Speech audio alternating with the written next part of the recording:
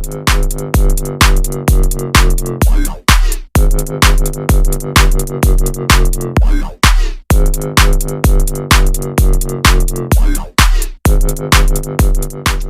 hello, Jay. How's it going? How's your day so far? Hi.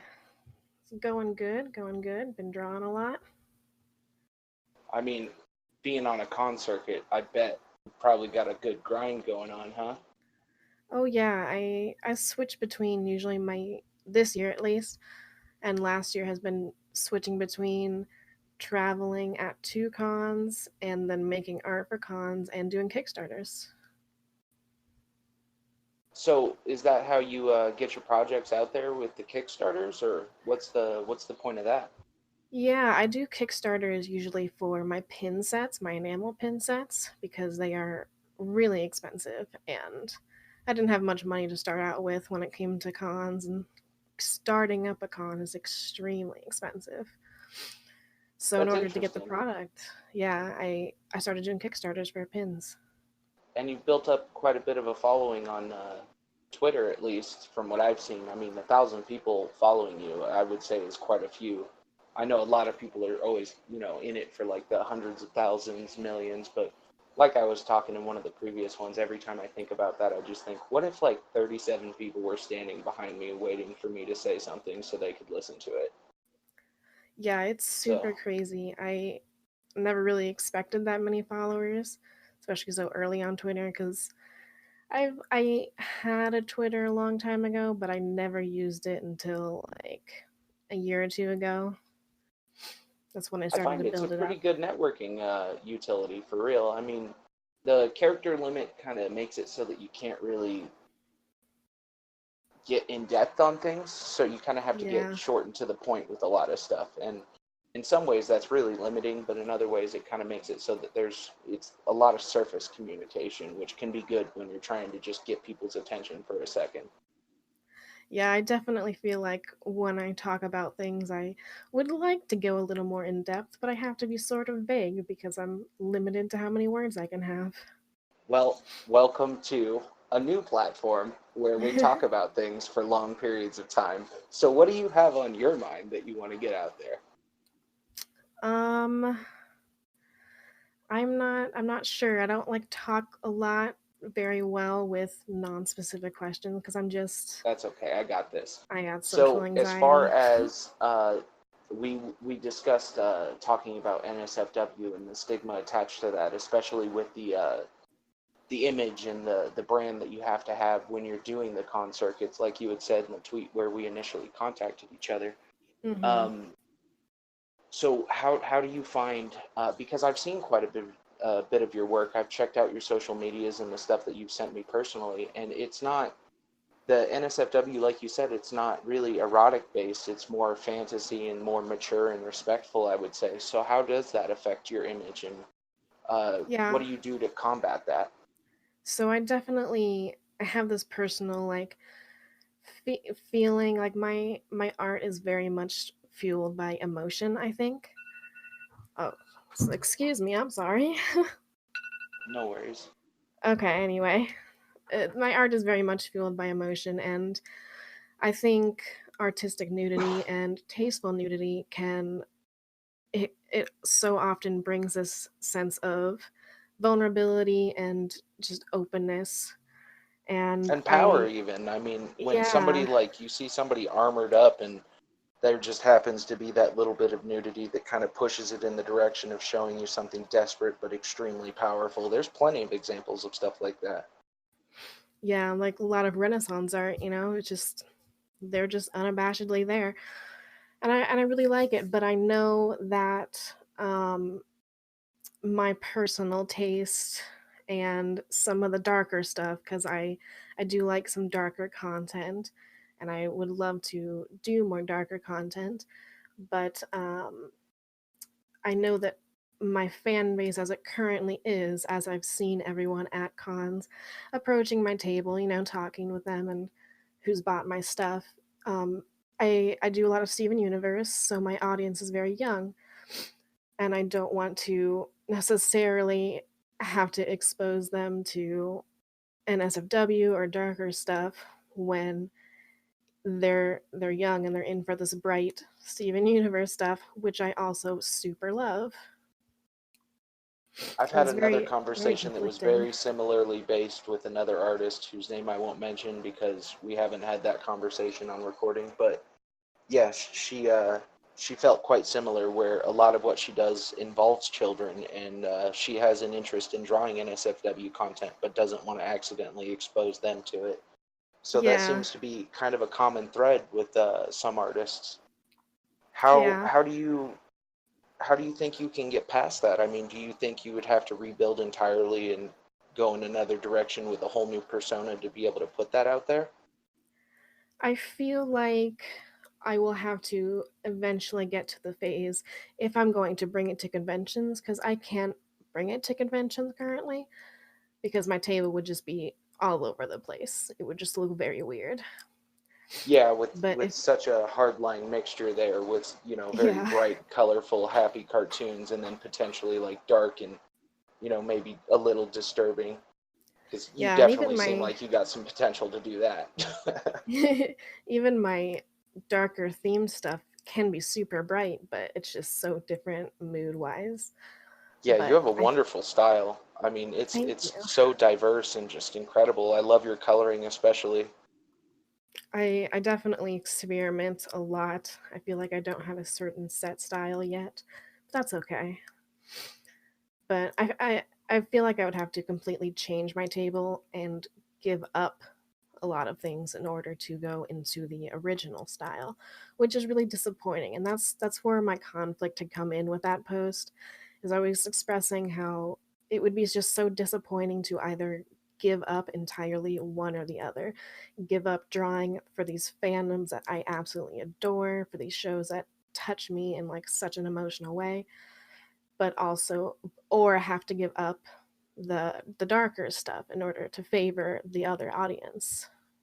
Do you think you necessarily have to do that? I mean, what would be the repercussions to going out to a con specifically to showcase your darker stuff? I mean, once you have, a foot in the door as far as conventions, I can imagine that a lot of the same people run a lot of these different events or network with the people who do it to improve their events and things like that. And I mean, if you impress somebody and you make a name for yourself, then I can imagine it would be easier to go and do that without having to restart completely from ground zero.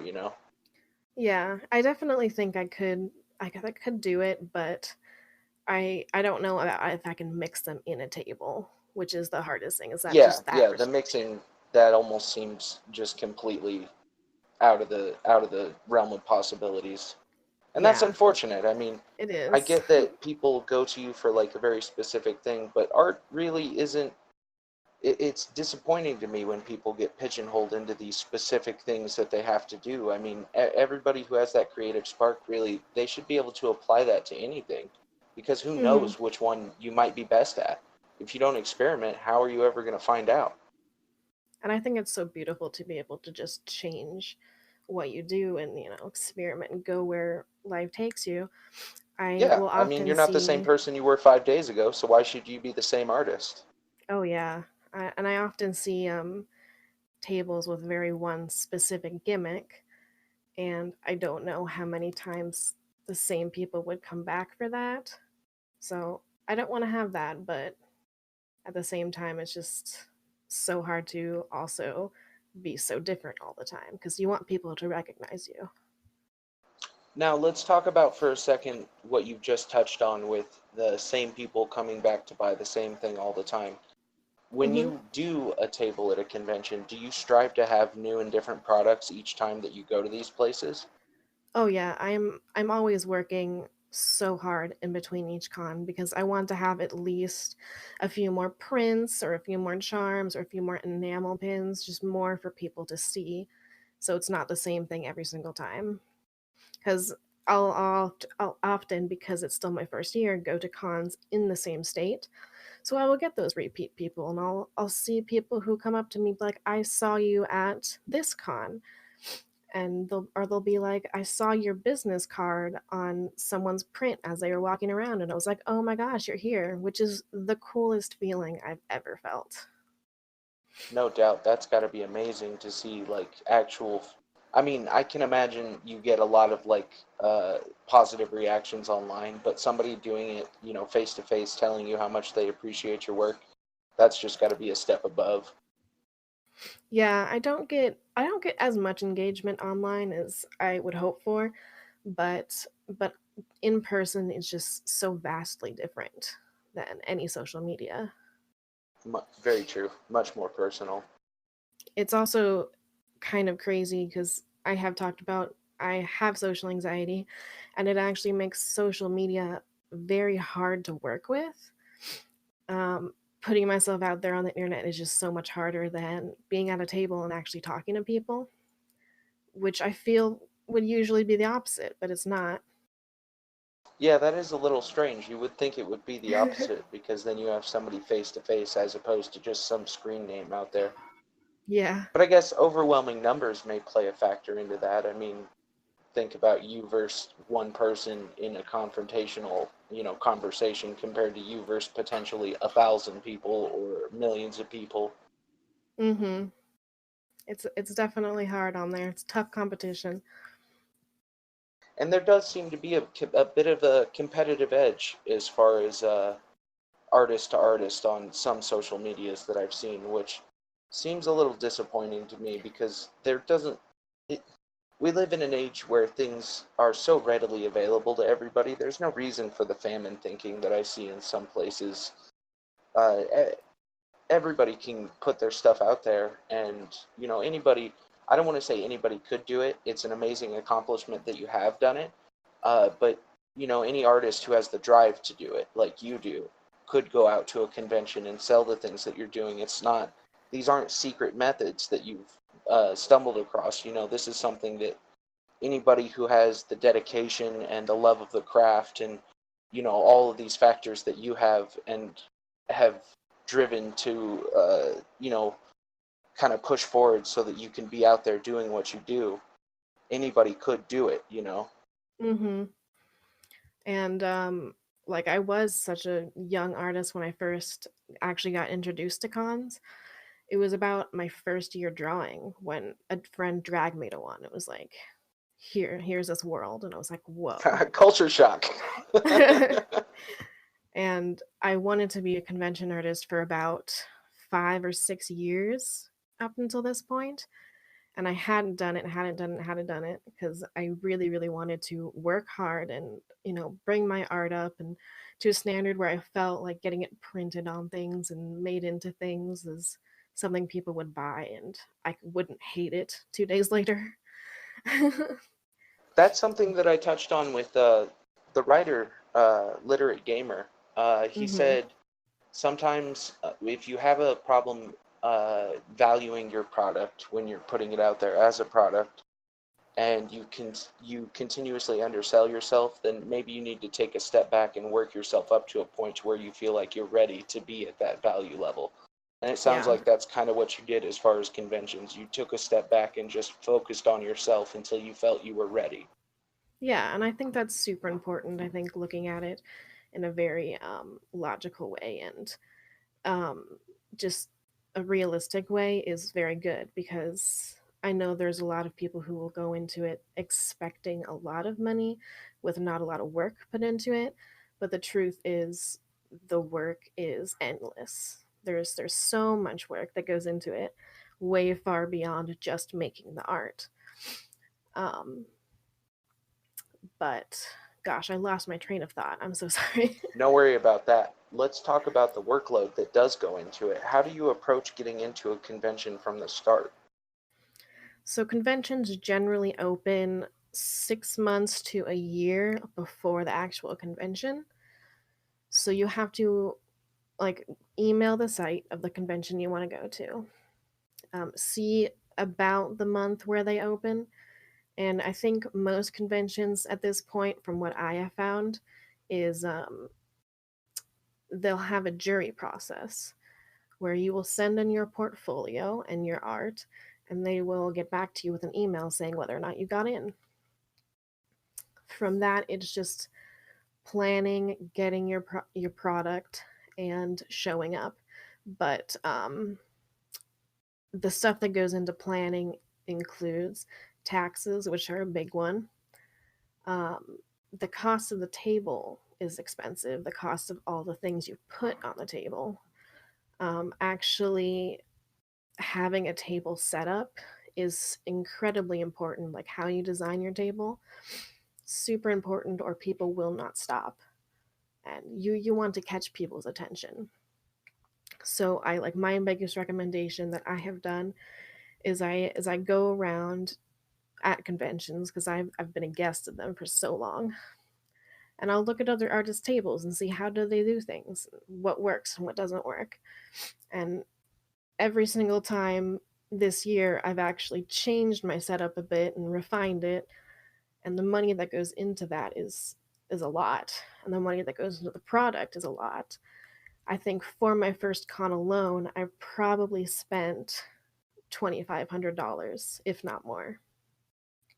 That's incredible. I mean, how so did you source that one with Kickstarters as well, or is that something that you had to do out of pocket?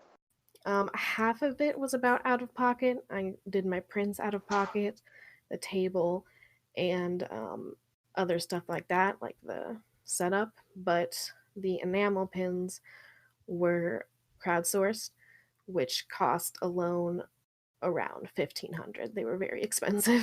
I did have 9 of them, to be fair.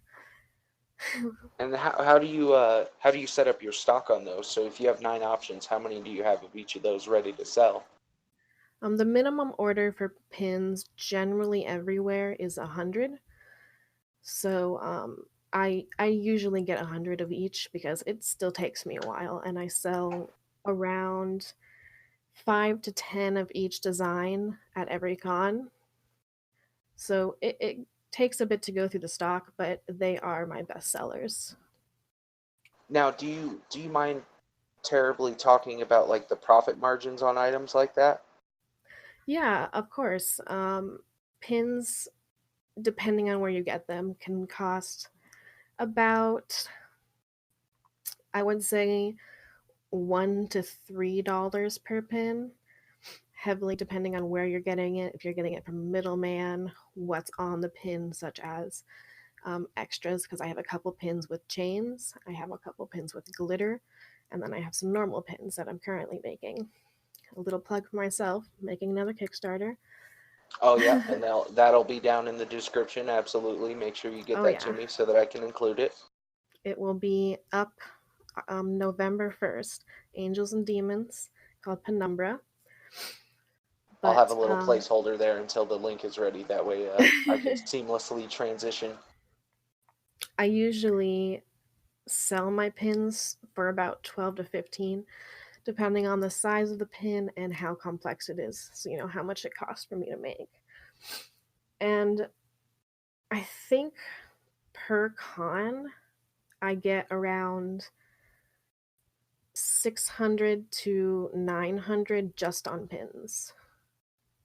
That's awesome. So you make back, let's say if it is $1 per pin, 900 pins, $900. So you make nearly your entire return back in one trip. Yeah, they're pretty amazing, but I have to stress so much with pins, especially because they're so expensive to make. You really want to take your time on the design, like go through a couple of iterations and figure out what looks best. And don't just make pins because you think you're going to sell. Make pins that you would want to buy. Yeah, absolutely. I mean, the more you strive to make a excellent product, the more likely people are to take notice and purchase it. Hmm. A lot of what I do, I design in a way that would be something I would want to buy. Like I'm thinking both as the person who makes it and the consumer. And I feel like that works. It works out well. Do you ever do test runs for these items just to see whether or not people are into them before you actually decide to pull the trigger and do a mass buy?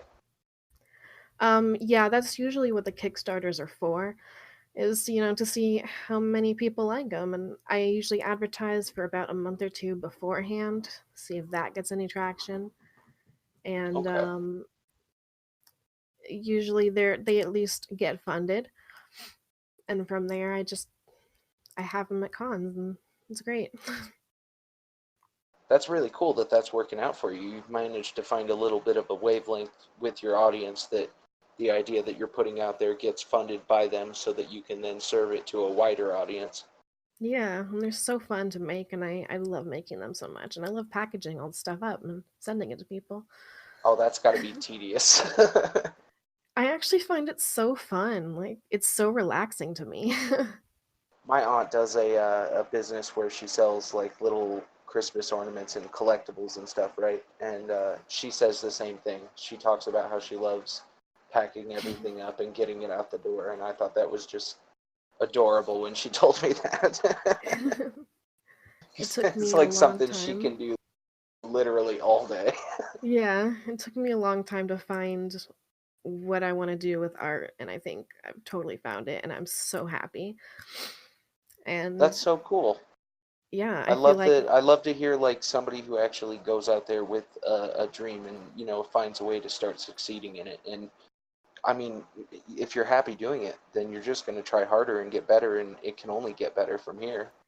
yeah, I would definitely love to like double my con repertoire by next year and maybe even more than that the year after that. Just really get it going and travel places. I've got to go to Portland already this year. And then my next Did you and do last Sakura-con up con. there? Oh no, wait, that's Washington. No, I did Rose City Comic Con. Oh, nice. Yeah. And I then used to live up in that area. I'm familiar with those.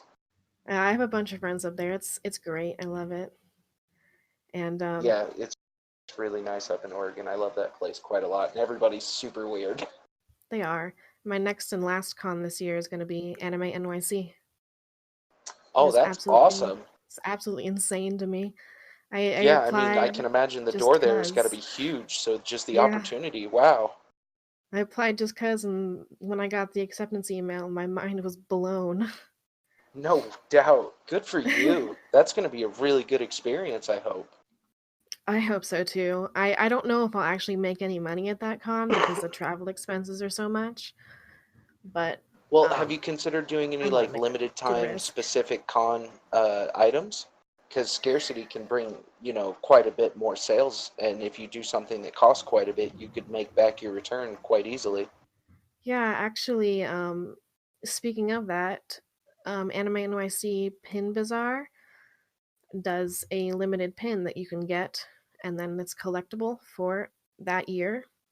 And Yeah, I'm doing one, so that's it's gonna be awesome. there. It's gonna be specific for Anime NYC, and it'll have a number on a back with a limited number, and I can't That's a wait. really good setup, I think. I mean, that really helps kind of promote the idea that you have to go to this event and actually see me in order to get this item. Mm-hmm. Have you considered doing those on your own?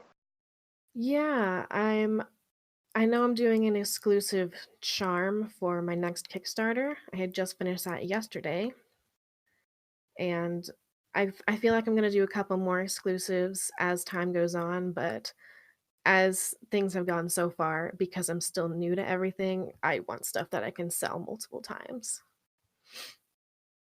That makes sense. I mean, yeah, especially if you have to crowdfund to be able to start the production. You don't want to do something that might accidentally flop.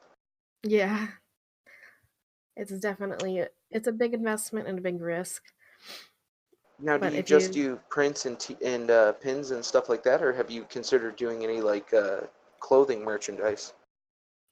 currently I have um prints, pins, charms, and I'm getting some blankets. Oh, that's Um, cool. and I feel like eventually I want to make some dice bags and cool things like that. I have a friend who tables with me. She's looking into doing some original stuffed animals, which would be really cool. Yeah, for sure. That's awesome. It sounds like you've really, really got this. Like you're branching out, you're doing a bunch of different products, you're out there, on the grind, getting into these new conventions and managing to get into huge ones like the NYC one. You're killing Yeah, it. You're doing amazing. I love doing it. I love managing myself. Um, and honestly, the community with conventions, whether you're at conventions or you're online, the community is so extremely supportive of each other. I've seen a couple of stories online where they're like, "Oh, artists are mean. They don't share with me," but I've never had that experience. Anytime I've ever talked with an artist, either as a guest or as another vendor, it's just been so nice and so supportive, and everyone wants to boost each other up and help with each other and have everyone have the best time they can be. That's good. That's good that this whole negative nonsense of competition seems to be something that's, kind of stuck to the internet zone.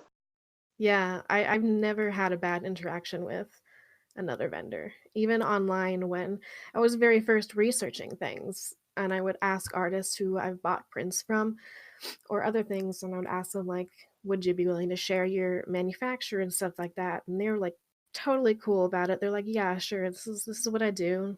Here's some good places to go. Because for a long time I was very scared about, getting the right companies and not getting ripped off or scammed. Yeah, I can imagine starting in, getting into the actual production of merchandise that you're doing. That's got to be a huge worry. Mhm. Because even, I mean, if you're getting something for like $1 a piece, but they turn out to be terrible quality, they're not going to sell. But then if you get something for like $3 a piece, that's all of a sudden a crazy high markup, Oh and yeah. you might not make your money back based off of what you do sell. So there's got to be Yeah. risks on both ends for sure.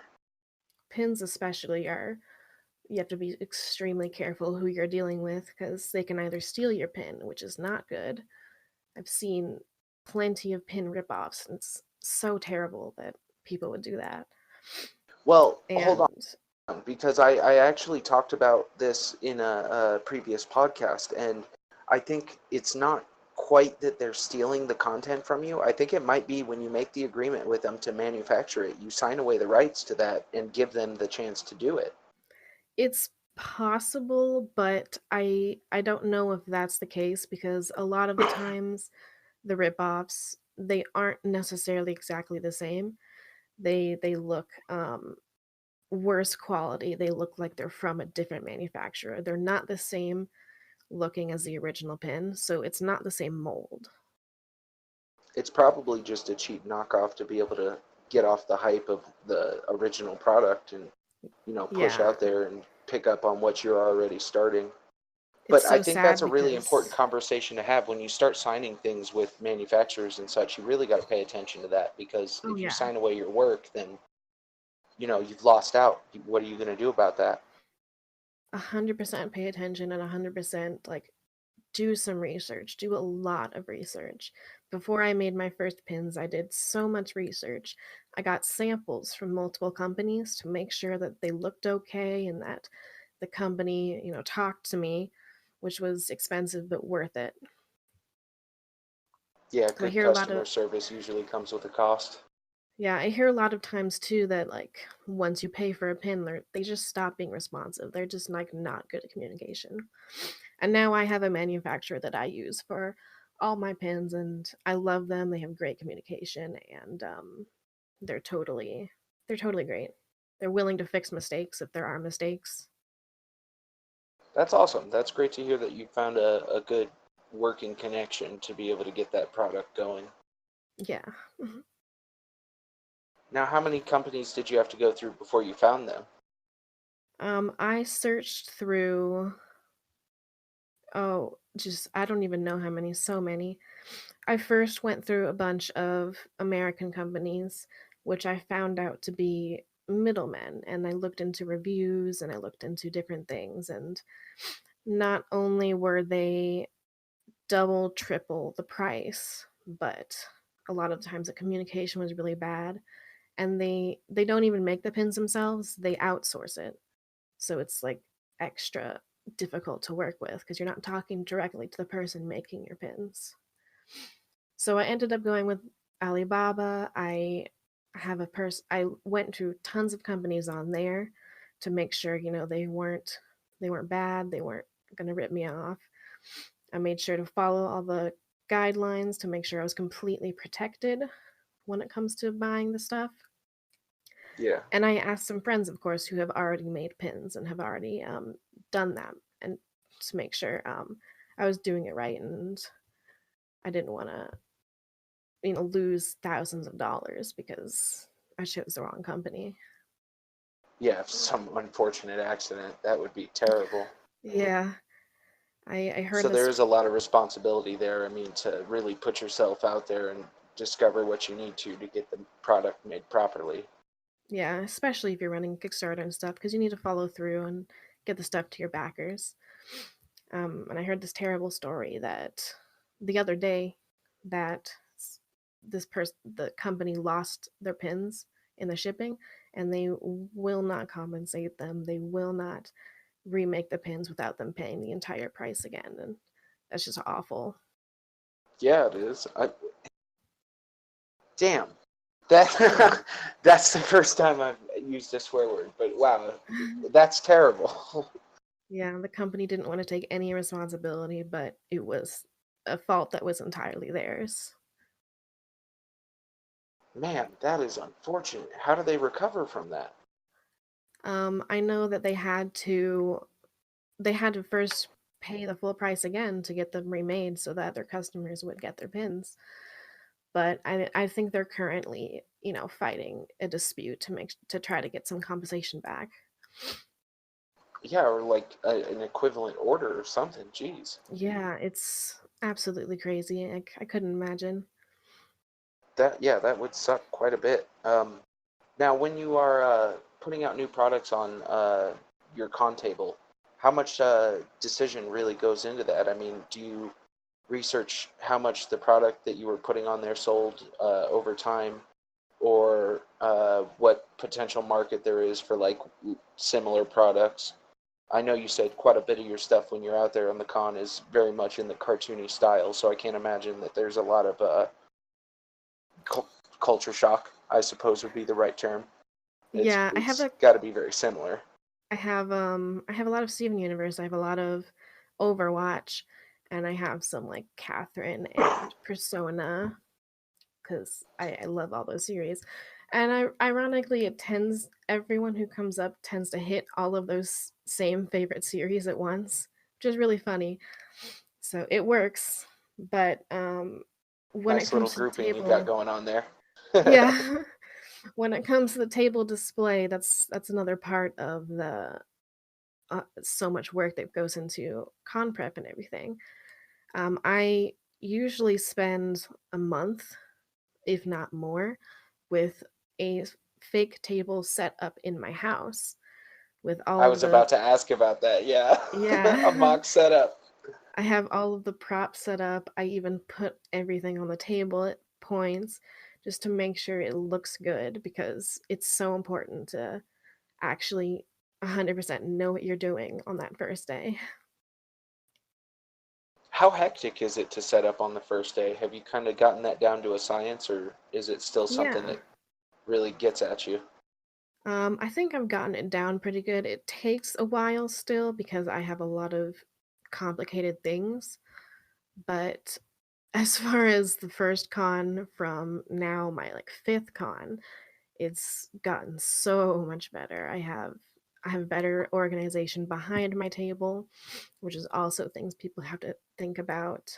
I have a backdrop, which makes putting up images a lot easier, and I have lighter, um, those boxes that you put on the tables.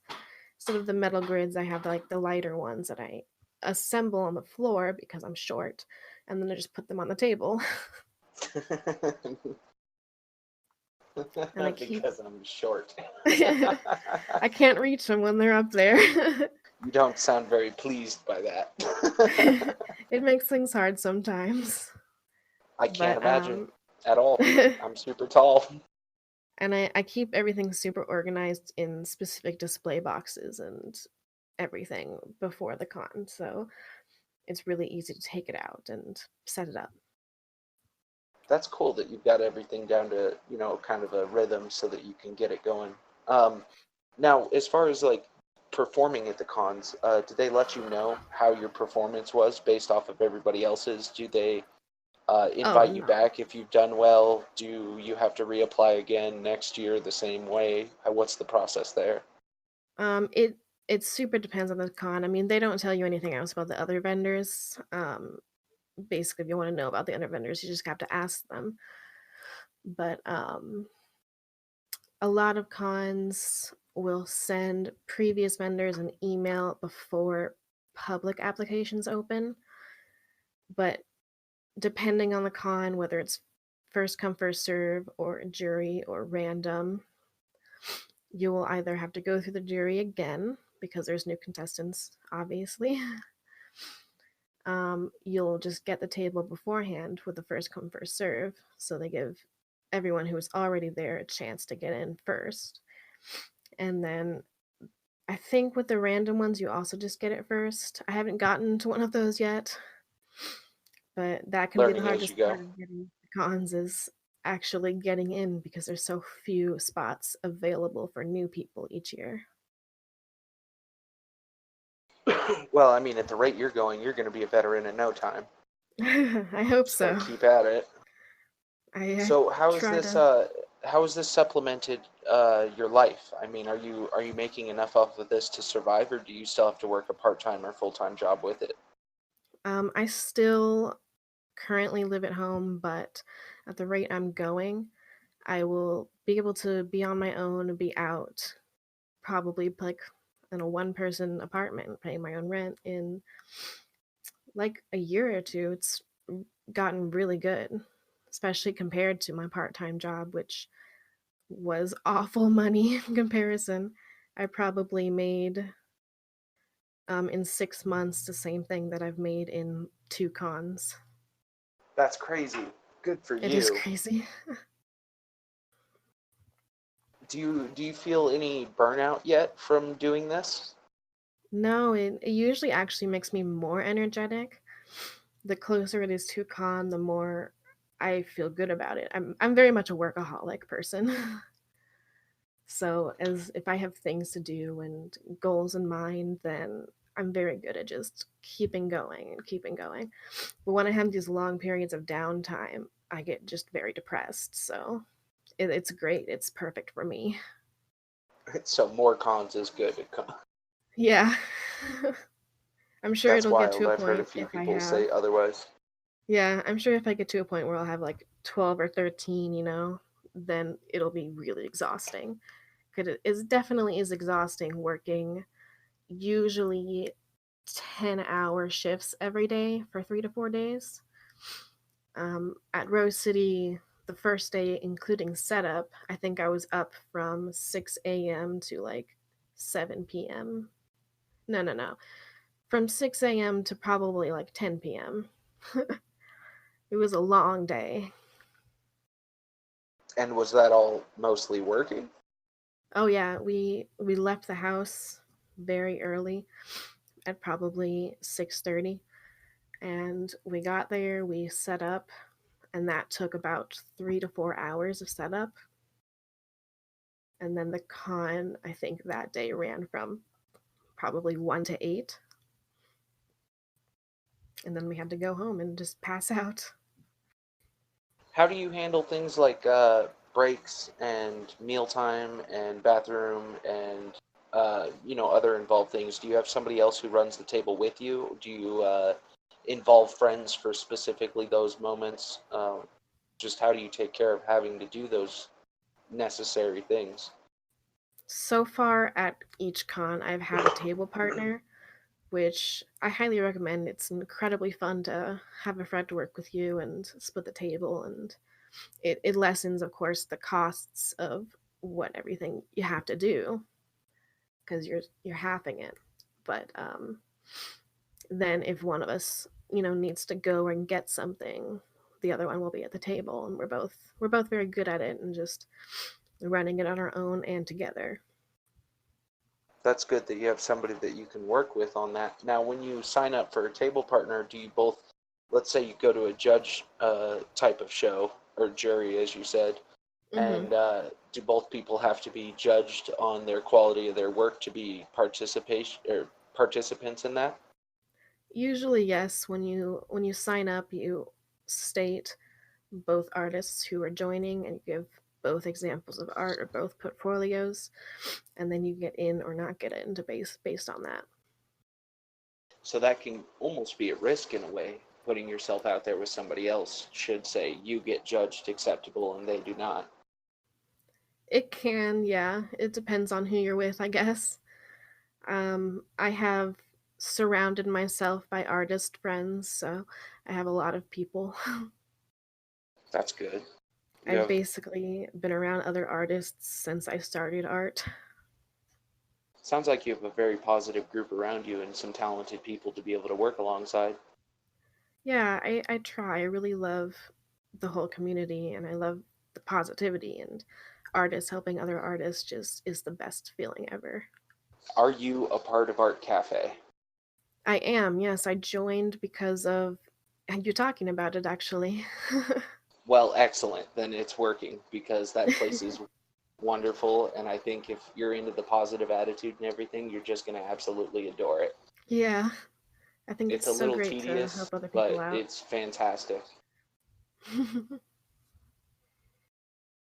All right. Well, at this point, I mean, we've hit 40 minutes of conversation. I think we've covered a bunch of good points. I've got a good bit of a understanding of the uh, circuit and how you got into it and how other people can. And I really appreciate that. Thank you. Thank you. I had to say stuff It's. to people. Go It's ahead. just um, work really hard and don't give up. It Oh might not no. work Did out at hold first, on. but Hold just on a stay moment. determined. Did you just do ending words without me even mentioning it? You're the Yeah, first because I've person who watched your just knew to do podcast. it. Oh I've watched your dear. podcast. I think I've just gone meta. I don't know how to handle this. That you're wonderful. Thank you so much. Um, Thank you. it's been a great time being able to talk to you. I really appreciate you, checking me out when we did start initially talking on Twitter. I know it can be kind of weird being approached by somebody who seems I would say my account seems very much small at this point. Why would anybody really pay attention to somebody who's like, hey, come be advertised on this show because I just want to be positive. So every time somebody does take me up on that, I really, really appreciate it in these building stages. It means quite a bit to me. And I look at all of these opportunities as chances for me to kind of grow it and help get eyes on other artists and hopefully yours as well because legacy in YouTube especially, is such a big deal. So Hmm. I don't know how long it'll take off, but I really hope it does take off. And I really hope that people check you out and that you get to follow your dreams and just kill it on this con circuit. You're doing so well so far. So good for you. Thank you. And I really love to chat and have a conversation. So it was really great. It was really cool to have someone reach out to me. And it's just super enjoyable. I like listening to these during when I draw. Please do mention that to other people. Should you, meet some artists on the con circuit and you're like, hey, you sound like you could have a good talk, just slide me in there. Of course. I'm always open. I'm looking to talk to everybody. I want to get as many experiences and voices out there as I possibly can for the art community. So, Awesome. You're shameless going to do plug. great. I keep hearing that. Man, I really hope I do. So, on Determination, that it note, matters. and Drive does too. And clearly, I mean, it shows in your work. So, I'm just going to take cues after you. We'll do this. We got this. We'll live our dreams out. Yes. So, that'll Thank you be so it. much for having It's me. been a wonderful time, and I hope you have a great night. You too. Model X.